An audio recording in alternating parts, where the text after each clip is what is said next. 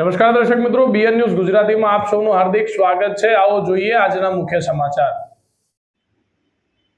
Deodar pay કેન્દ્ર શાળા number 2 માં લાઈફ સ્કિલ અને બાળમેળો યોજાયો।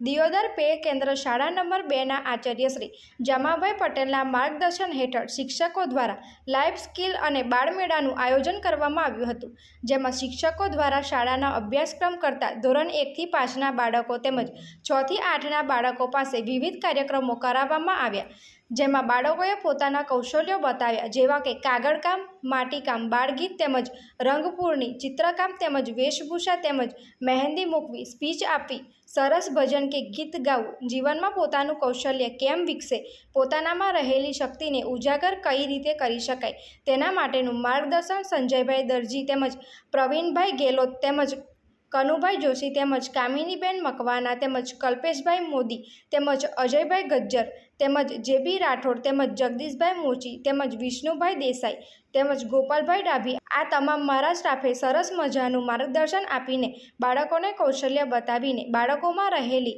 વિવિધ શક્તિને ઉજાગર કરી અને બાળકોએ ખૂબ ઉત્સાહપૂર્વક પોતાના કૌશલ્ય બતાવ્યા। આ પ્રસંગે ખાસ ઉપસ્થિત અમારા ટીપીઈઓ શ્રી બી.એ. રાઠોડ દિયોદર સાહેબે પણ બાળકોને બિરદાવ્યા ને આ શાળાના આચાર્ય શ્રી જામાભાઈ પટેલને અને શાળાના સ્ટાફને અભિનંદન આપ્યા। જીવન મૂલ્યના સંસ્કારો આપી શિક્ષણ થકી બાળક આગળ આવે તેવી ભાવનાઓ દર્શાવવામાં આવી। કાર્યક્રમના અંતે કામિનીબેન અને જગદીશભાઈ રાઠોડે સરસ મજાનું ભજન ગાઈ બાળકોને મંત્રમુગ્ધ કરી દીધા।